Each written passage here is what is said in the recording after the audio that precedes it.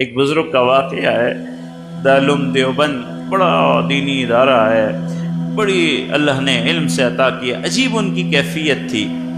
جیسے ہی قربانی ہوتی اگلی قربانی کا وہ جانور خرید لیتے تھے۔ ان کے حالات میں لکھا ہے کہ اپنے ہاتھ سے اسے روز کھلایا کرتے، خود نہلایا کرتے، اور عجیب ان کی کیفیت تھی، گھر سے مدرسے جب پڑھانے آتے ہاتھ میں جانور بھی ساتھ ہوتا تھا، اور ان کی درسگاہ دورہ حدیث کے باہر ایک جگہ مختص تھی، وہاں باندھ دیا کرتے۔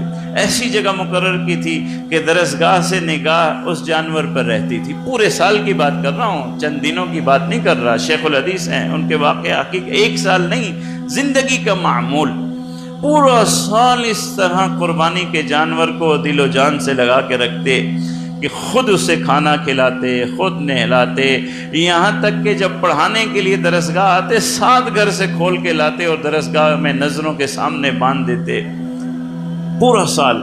اور جب جس دن قربانی ہوتی اس عالم میں قربانی کرتے کہ آنکھوں سے آنسو جا رہے، گویا کہ بیٹا ذبح ہو رہا ہے۔